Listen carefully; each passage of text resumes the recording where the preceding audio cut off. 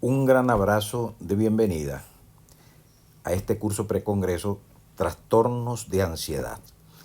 Es el gran problema en nuestra sociedad, en Venezuela y en el mundo. Las posibilidades de encontrarse con pacientes con trastornos o problemas de ansiedad es lo primero que tiene el psiquiatra. Por eso la importancia de ofrecerles esta actualización 2022, que ya dentro de unos meses y de ahí en adelante se puedan tener referencias bien interesantes sobre planteamientos muy novedosos en el campo de los trastornos de ansiedad. Voy a tocar 3 tópicos en este curso precongreso: la clínica de los trastornos de ansiedad, las terapias cognitivas y los psicofármacos. Empezamos con la clínica.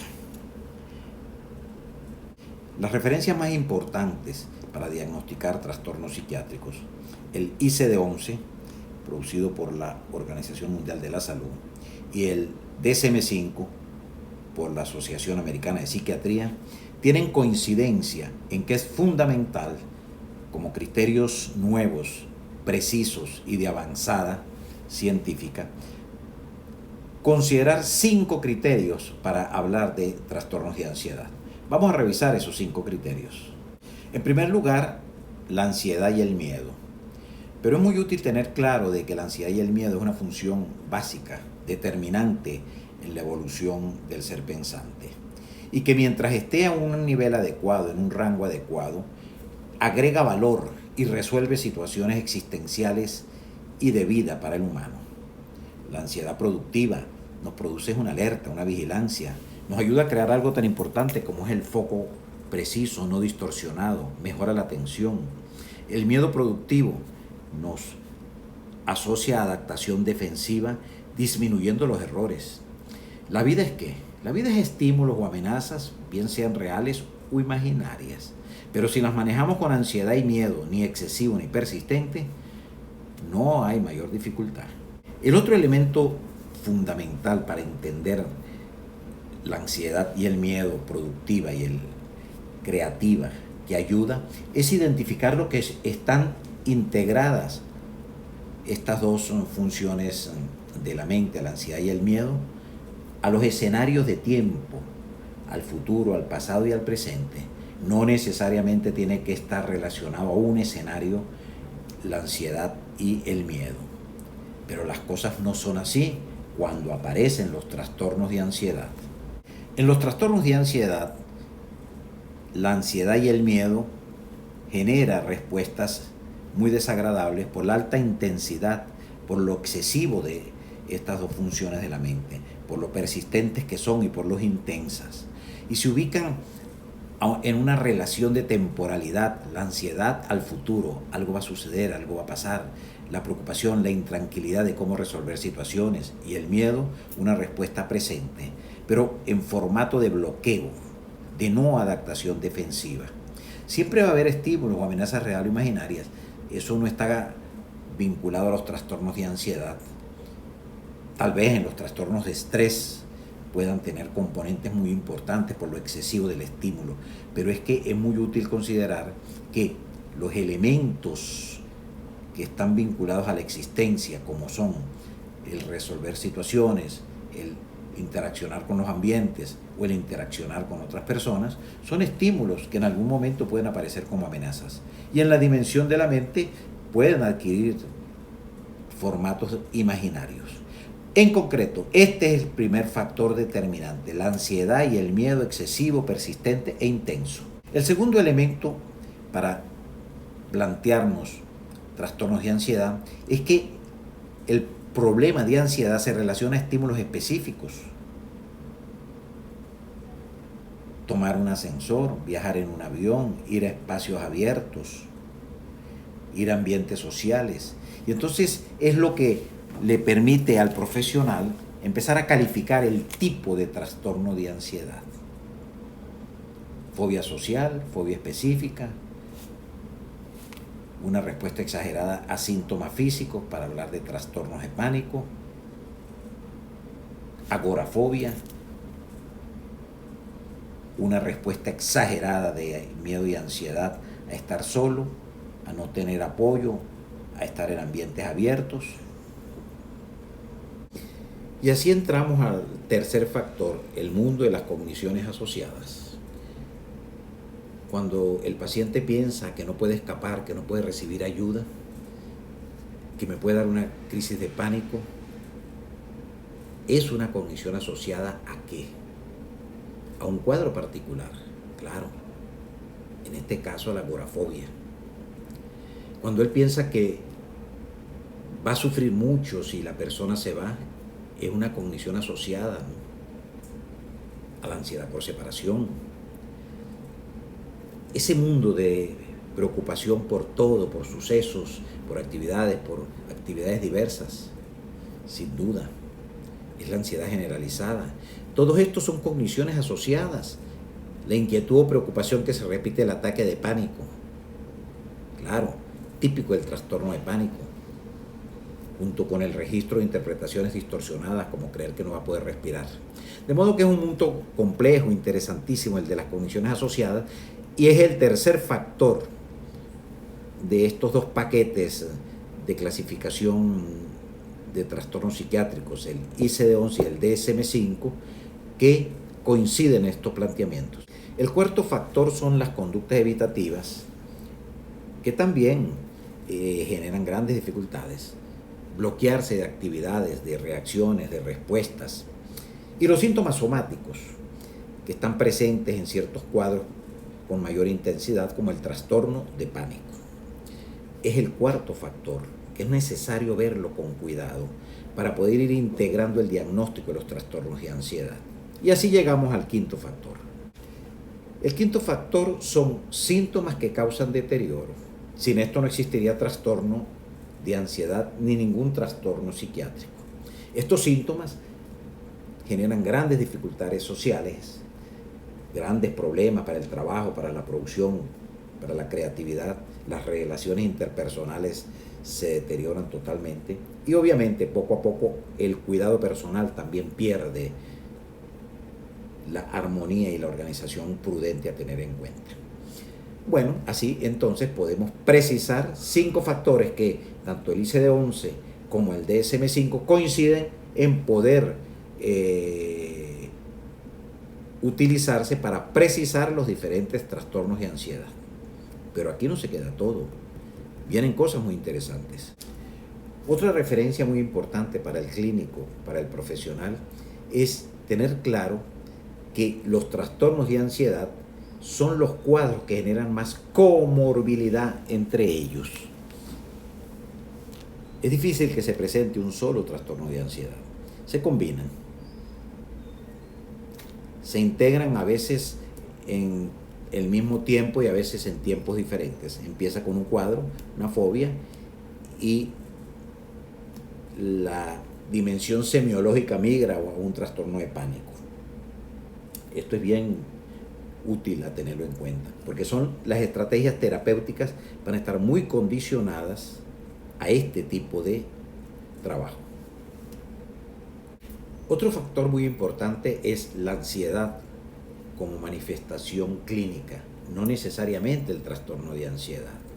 Y entonces se genera una gran comorbilidad entre los diferentes cuadros psiquiátricos. Por ejemplo, los trastornos por trauma y estrés, trastornos obsesivos compulsivos, síntomas somáticos, consumo de sustancia, trastornos de personalidad, que sin duda también puede presentarse el trastorno de ansiedad integrado a estos problemas. Y es una comorbilidad fundamental a tener en cuenta. Como también cuando la ansiedad es un especificador, esa calificación que tienen los trastornos de ansiedad o la posibilidad que tienen de hablar de ciertos especificadores, trastornos bipolares, trastornos depresivos, trastornos de adaptación, y la ansiedad como un problema de especificador, algo similar a cuando se habla de los trastornos bipolares mixtos o con el especificador de síntomas psicóticos. De gran ayuda, de gran solidez para precisar mejor el comportamiento de los trastornos de ansiedad y de la ansiedad como síntoma. Y traigo este cuadro como una referencia histórica de los trastornos de ansiedad que durante mucho tiempo estuvieron integrados al paquete de los problemas de neurosis. La enfermedad de los órganos, descrita por Cullen, el escocés, por 1770. Luego Freud, en una descripción muy brillante, nos habla de la angustia neurótica, esa angustia enigmática e inadecuada. Lo vinculo con un trastorno de ansiedad, que es el no especificado, registrado en el DSM y en el ICD. Bien interesante, porque cuidado, y estos trastornos de ansiedad no especificados nos llegan con mucha frecuencia a la clínica psiquiátrica. Son aquellos en los cuales no podemos decir el por qué no es un trastorno convencional, un trastorno de pánico, un trastorno de ansiedad generalizada. Es amplio, versátil, enigmático. Tal vez todavía la brillante genial de Freud nos está describiendo estos tipos de problemas. Y la última dimensión a tener en cuenta en los problemas de ansiedad es la ansiedad como referencia trasdiagnóstica. Recordemos que el trasdiagnóstico es uno de los planteamientos más modernos de la psiquiatría actual. Y además se ha demostrado que la ansiedad está vinculada a muchos problemas y trastornos mentales. El criterio trasdiagnóstico es el que nos permite tener referencia de una variable, de un factor que participa en el origen, en el mantenimiento, en el pronóstico y en la prevención de los problemas. ¿Y en dónde no está la ansiedad presente? De modo que esto es muy importante, porque muchas veces enfocar las estrategias terapéuticas en esta referencia trasdiagnóstica, en este caso de ansiedad, nos va a resolver varios problemas mentales y nos va a abrir una posibilidad de pronóstico y prevención mucho mejor. Y ahora entramos al mundo de las terapias cognitivas. Cuando nosotros abordamos los trastornos de ansiedad, nos encontramos con varias dimensiones cognitivas disfuncionales o programas cognitivos disfuncionales. Vamos a trabajar y a referirnos en 3 programas disfuncionales. El programa de los significados, que genera distorsión cognitiva. El programa de creación de foco y flujo, en el cual se sustenta la rumiación, síntoma muy complejo y delicado. Y el programa de los ajustes de respuesta, en el cual está de por medio la probabilidad mórbida. La situación que vamos a ver a continuación es una experiencia muy frecuente para el terapeuta cuando está manejando trastornos de ansiedad. El paciente le señala que tiene un síntoma, que percibe un malestar, por ejemplo, taquicardia. Pero ¿en dónde es que se genera la dificultad cognitiva? En que el paciente le asigna un significado a ese síntoma, como por ejemplo, voy a morir. El problema está en que no necesariamente esa asignación es la adecuada, es la prudente. Y allí es donde el terapeuta, al hacer un juego de registros, al poder precisar con cuidado qué está pasando en la mente del paciente, le puede adicionar información para que vaya ajustando esta distorsión cognitiva. El profesional crea una interacción terapéutica y puede llevar al paciente entonces a que entienda que estos son creencias irracionales, que están muy vinculadas a los significados inadecuados y negativos, que puede estar esta relación entre tengo taquicardia y voy a morir en una dimensión de ideas catastróficas, o que en otro proceso también cognitivo está saltando a conclusiones. Este es el modelo tradicional de Beck. Este es el que manejamos con más frecuencia en el campo de la terapia cognitiva. Pero hay otras dimensiones en la terapia cognitiva. Esta es otra dimensión interesante y muy útil a tener en cuenta en las disfunciones cognitivas para el manejo de los trastornos de ansiedad. Veamos este ejemplo. El terapeuta precisa un funcionamiento cognitivo del paciente y le dice, se da cuenta que sus interpretaciones son catastróficas y magnificadas. Y el paciente le responde, sí doctor, me doy cuenta, pero no puedo dejar de pensar. El paciente está allí reflejando un proceso de rumiación. Él se da cuenta. El nivel de terapia cognitiva tradicional de Beck funciona. Él precisa de que hay algo que no funciona bien, que su idea es catastrófica, pero no puede parar su secuencia, su repetición de ideas negativas. Entramos a otra dimensión del funcionamiento cognitivo disfuncional. Entramos a la dimensión en la cual el problema del paciente, que lo registra obviamente el terapeuta, es que tiene un problema de atención. No puede dejar de estar en hiperatención, y en este caso ¿de qué? De una actividad de la mente que se llama el foco. Sigue manteniendo su mente automáticamente, sin poder controlar, el foco en un elemento negativo, como por ejemplo la preocupación.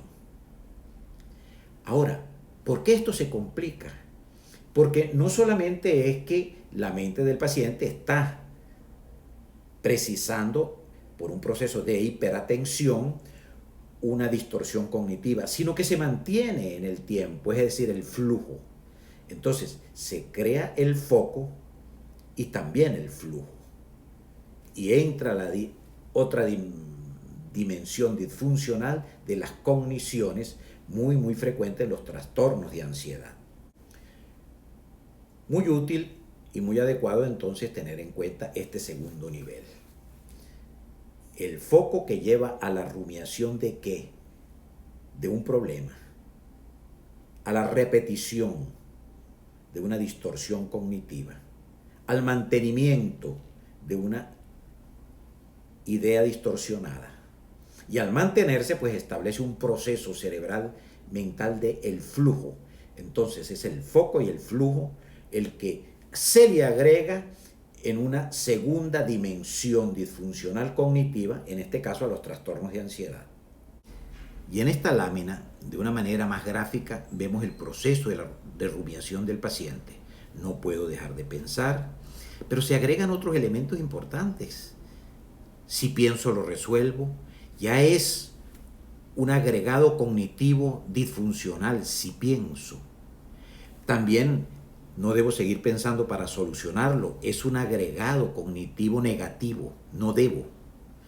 El primero es positivo si pienso y el segundo negativo. Es un proceso cognitivo complejo. Es otra dimensión de disfunciones cognitivas. ¿Y cuál es el elemento para plantearse que si no puedo dejar de pensar, no lo resuelvo, pero si pienso lo resuelvo, que ya lo señalamos, uno es un registro cognitivo negativo y otro positivo, o la imposición no debo seguir pensando para solucionarlo?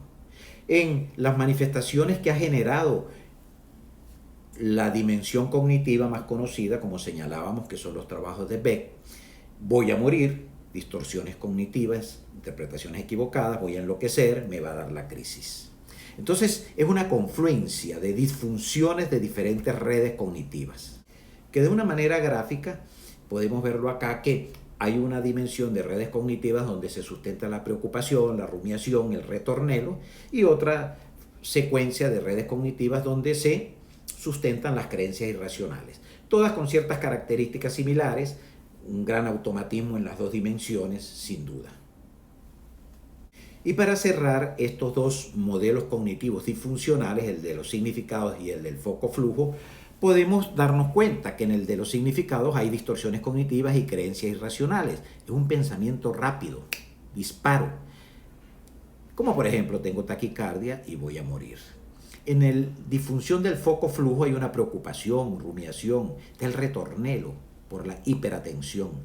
Es un pensamiento mantenido, extendido.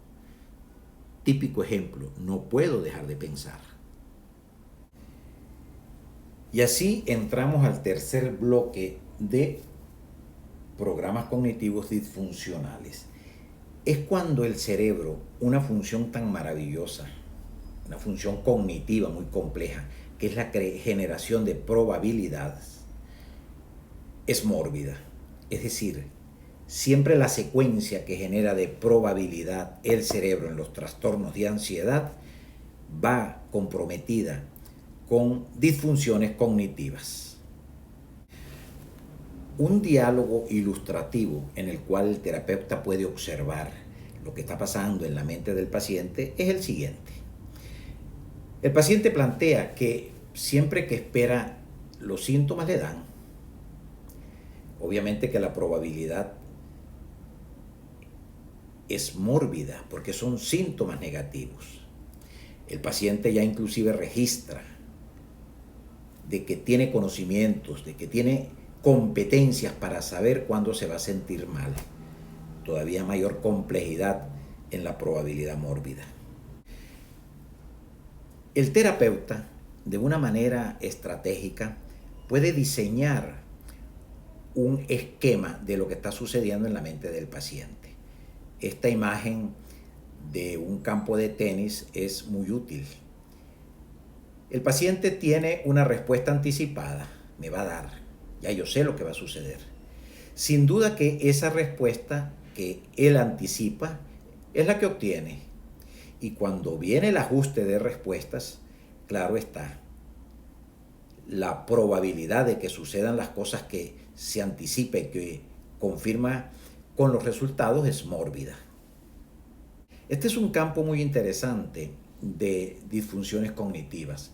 Obviamente de funcionamientos cognitivos que pasan al nivel de disfunciones cuando están vinculados a trastornos, a diferentes trastornos mentales, en este caso trastornos de ansiedad. Hay un cerebro predictivo, que es el que anticipa, es una respuesta fija. Hay un cerebro de recompensa, que es el mismo cerebro, las redes de recompensa, que se utilizan para interpretar una serie de comportamientos, por ejemplo, adictivos. También es fija. Y entonces viene el cerebro bayesiano, un mundo complejo, interesante, de posibilidades, de creaciones de respuestas. Se ajusta la respuesta anticipada y la respuesta obtenida. Y claro está que de allí nace esta probabilidad mórbida, porque el cerebro bayesiano lo que nos hace es medir las probabilidades una vez que tenemos correlación de variables. En este caso la variable es la respuesta anticipada y la respuesta obtenida. Acá encontramos el ajuste mórbido o respuesta mórbida. Una respuesta anticipada es ansiedad, miedo, taquicardia. La respuesta obtenida es ansiedad, miedo y taquicardia. La mente hace un ajuste bayesiano y como tal produce una respuesta mórbida. Acá, con otros elementos cognitivos ya más precisados en el pensamiento, la respuesta anticipada es no puedo dejar de pensar en el problema. Obviamente la respuesta obtenida confirma esto, se genera ese ajuste mórbido. Bueno, lo interesante es que conocer esta dimensión u otra dimensión de disfunción cognitiva, pues nos hace pensar en ciertas estrategias muy novedosas terapéuticas, como las siguientes. Tenemos una disfunción cognitiva donde está comprometida todo el ajuste de probabilidades y también de motivación. Entonces se altera la motivación, es una forma de alterarse la motivación en el paciente con trastornos de ansiedad, a través de la correlación de los sistemas cognitivos de probabilidades y motivación. Esto se le agrega a todos los otros elementos cognitivos ya conocidos, como distorsiones cognitivas, pensamientos automáticos, rumiación, creencias negativas, problemas de atención, en el paquete o el conjunto de disfunciones cognitivas en los trastornos de ansiedad. Y es así como el terapeuta puede utilizar planteamientos muy novedosos y modernos en la interacción comunicacional con el paciente que tiene problemas de ansiedad, como por ejemplo precisarle su posibilidad de activar sistemas cognitivos que le permitan interpretar sus opiniones como hipótesis, enseñarle a este pensamiento estratégico de que piense en hipótesis en función de sus opiniones. Y también que pueda descubrir que aceptar los datos contradictorios, inciertos, no comprendidos, imprecisos como nuevos conocimientos es una forma muy versátil de generar nuevos funcionamientos cognitivos que generan menos disfunciones y como tal producen estabilidad en los trastornos de ansiedad. En este tercer bloque vamos a entrar al mundo de los psicofármacos. ¿Por qué? ¿Por qué utilizamos los psicofármacos que tienen acción GABAminérgica u los que tienen acción serotoninérgica? ¿Cuál es la razón? ¿En qué se sustenta? ¿Cuáles receptores cerebrales tocan estos psicofármacos? ¿Con cuáles neurotransmisores se comprometen? Veamos. La benzodiazepina es una de las moléculas más utilizadas en los trastornos de ansiedad, problemas de ansiedad o síntomas de ansiedad. ¿Qué efecto tiene la benzodiazepina en los receptores GABA? Se comporta como un agonista, es decir, potencia el efecto en los receptores GABA de la respuesta. Recordemos que el ácido GABA aminérgico es el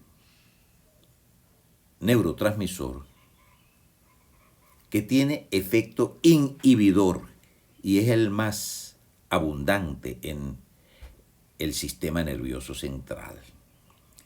Obviamente, al haber una disminución de este neuroreceptor, se presentan síntomas de ansiedad. Bueno, la benzodiazepina lo que hace es potenciar el efecto que tiene este neurotransmisor a través de agonismo. Le da respuestas mucho más adecuadas e inhibitorias al sistema. La benzodiazepina tiene un efecto rápido, pero hay algo muy importante. No solo se queda acá.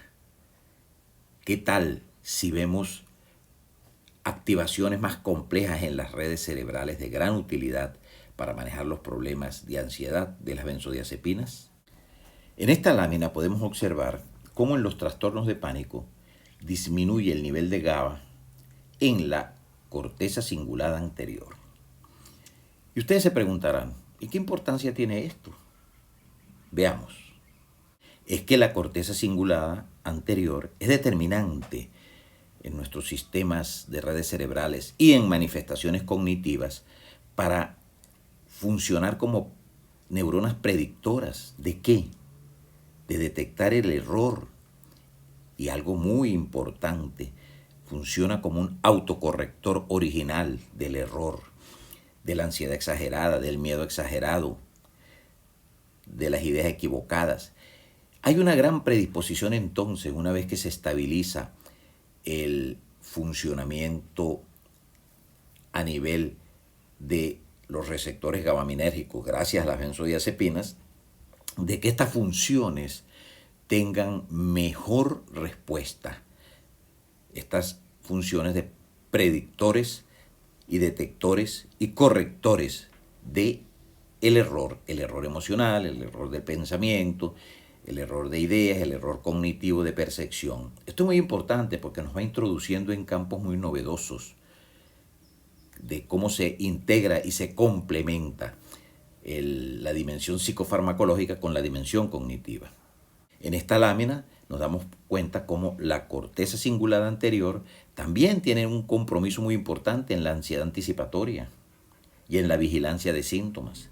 Si podemos estabilizar estos funcionamientos a través del uso de GABAminérgicos, como es el caso de las benzodiazepinas, vamos a poder tener una apertura mucho más favorable para las estrategias psicoterapéuticas.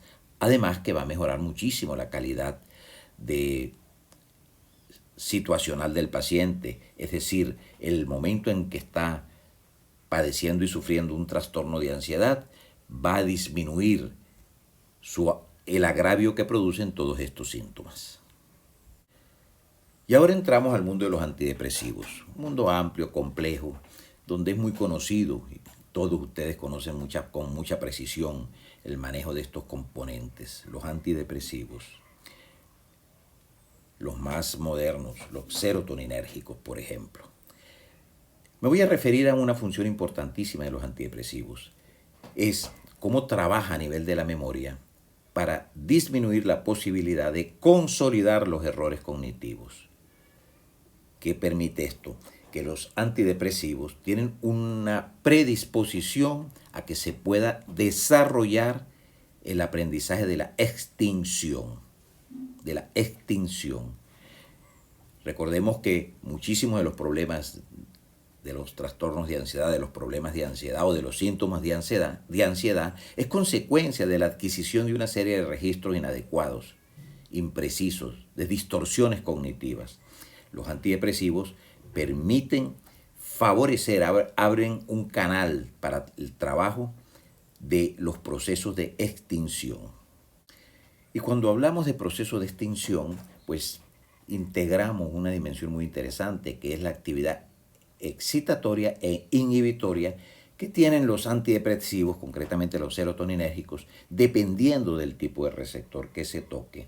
De modo que dependiendo de la sintomatología del paciente se puede elegir el tipo de serotoninérgico a utilizar, que en esta cadena enzimática y de factores activadores extracelulares y intracelulares permiten entonces crear una respuesta más adecuada para aprender y conocer el proceso de extinción de síntomas. Es un proceso de aprendizaje. Esta es una lámina muy amplia que me permito presentársela porque tal vez es el trabajo de metaanálisis más completo que existe para enfocar el manejo psicofarmacológico de los trastornos de ansiedad. Revisan por décadas los diferentes formatos y diseños que se han utilizado. Pero más específicamente quiero compartir con ustedes lo siguiente. Si ustedes observan allí, se podrán dar que las benzodiazepinas se utilizan para todos los desórdenes o trastornos de ansiedad. Sin embargo, los antidepresivos, los serotoninérgicos, los inhibidores de la recaptación de serotonina o de noradrenalina, tienen especificidad dependiendo del tipo de problema. Esto es muy útil porque el manejo clínico, el arte, la capacidad creativa del clínico y sus conocimientos le permite entonces ser muy preciso en el manejo de los antidepresivos en los problemas y trastornos de ansiedad. Y terminamos este bloque de tratamiento psicofarmacológico con un enfoque bien novedoso, los activadores cognitivos. ¿A través de qué estos activadores cognitivos? Dopamina, glutamato, oxitocina. Neurotransmisores muy conocidos por ustedes. ¿En qué consiste este mundo de activadores cognitivos? ¿En qué se sustenta? ¿Por qué llamamos a estos planteamientos de estos neurotransmisores activadores cognitivos? Porque le abren las oportunidades y las puertas a las terapias cognitivas, porque se convierten en recursos maravillosos para integrar y combinar psicofarmacología con programas de tratamientos cognitivos. Vamos a ver cada uno de estos planteamientos, algunos experimentales, otros ya con mayor resultado clínico y de investigación. En el bloque de psicoterapia cognitiva señalábamos que hay una dimensión muy interesante, que es la dimensión en la cual los sistemas cognitivos predicen, ven resultados y comparan. Y como tal, esto va a construir una respuesta también motivacional. En esta lámina nos podemos dar cuenta que el bloque en azul es cuando la respuesta es peor que la predicción. Se plantea de que me voy a sentir mal, pero resulta que me siento peor todavía. ¿Qué pasa allí? Hay una activación dopamínica muy diferente a cuando la respuesta es mejor que la predicción, que no es el caso de los trastornos de ansiedad. ¿Qué sucede? Cuando la respuesta es peor que la predicción, se va a activar un sistema dopamínico, específicamente los receptores DOPA2. ¿Qué sucede? Si nosotros manejamos esta dimensión y trabajamos con psicofármacos, vamos a complementar la posibilidad de estrategias de estabilización motivacional, claro está, sumándole proyectos y actividades de terapia cognitiva.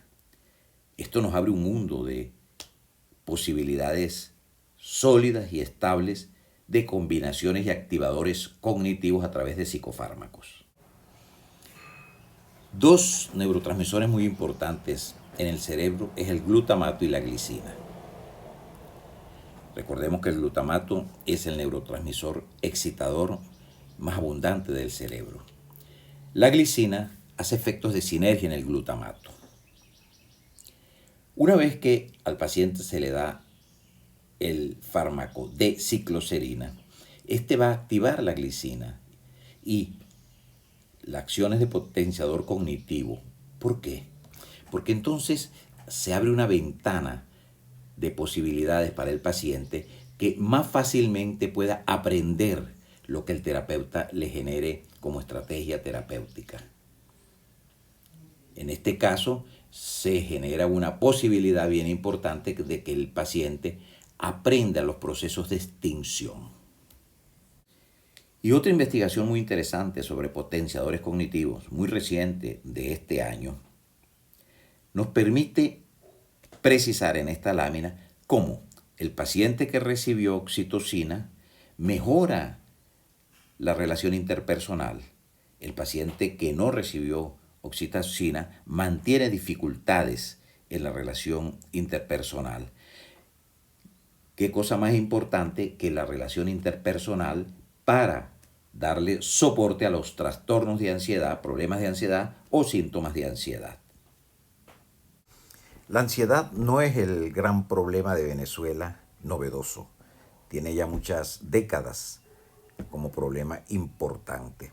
En el junio de 2019 realizamos esta investigación acompañado de la doctora Petro Aponte y el doctor Wilfredo Pérez. Le preguntamos a 20 psiquiatras de gran experiencia cuál era el síntoma que predominaba en los pacientes que iban a visitarlos a ellos.